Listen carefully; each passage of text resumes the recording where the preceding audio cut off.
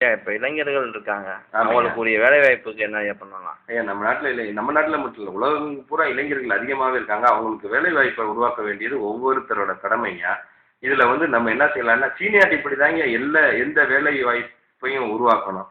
எந்த தனியார் நிறுவனங்களாக இருக்கட்டும், அரசு நிறுவனங்களாக இருக்கட்டும், சீனியாரிட்டிப்படியே நம்ம அவங்களுக்கு வேலை வாய்ப்பை ஏற்படுத்தணுங்க. அப்படி வேலை வாய்ப்பு இப்போ நம்மளால தர முடியலைன்னா, ஒரு 100 பேருக்கு ஒரு 10 கோடியை கொடுத்துருவோம், அல்லது 100 கோடியை கூட 10 பேருக்கு 100 பேருக்கு ஒரு 10 கோடியை கொடுத்தா கூட, அவங்க அந்த பணத்தை வச்சுட்டு அதில் படிச்சவங்க எத்தனை பேர் இருப்பாங்க, எம்பிஏ படிச்சவங்க, பல்வேறு துறை வல்லுநர்கள் இருப்பாங்க. அவங்க அந்த நிதியை மூலதனமா வச்சு அவங்கள வளப்படுத்துறதுக்கு எல்லா வகையும் அவங்களே செஞ்சுக்கிடுவாங்க. நம்ம எதுவுமே சொல்ல வேண்டிய அவசியம் கிடையாது. ஏன்னா அவங்களாம் படித்தவர்கள், பண்பானவர்கள், அவங்க அறிவானவர்கள், அவங்களோட திறமையானவர்கள் வச்சு எதையும் செஞ்சுக்கிடுவாங்க.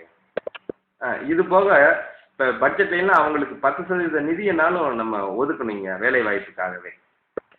இது தவிர உலக நாடுகளில் பூரா நம்ம பேங்க்கு, இன்சூரன்ஸு போன்ற எந்த உற்பத்தி சாரா நிறுவனங்கள் இருக்கு பாருங்க, சேவை மாதிரியான நிறுவனங்களை ஆரம்பிச்சோம்னாக்கா அவங்களுக்கு அங்கேயும் வேலை வாய்ப்பு கொடுப்போம். எங்கேருந்து நம்ம மாணவர்கள், இளைஞர்கள் அங்கேயும் போய் உலகளாவிய நம்மளோட அரசாங்க நிறுவனங்களில் வேலை பார்க்கட்டுமே, அவங்க அதன் மூலமாக நமக்கு சம்பாரிச்சு கொடுக்கட்டுமே, அவங்களும் சம்பாரிச்சுக்கிடட்டுமே.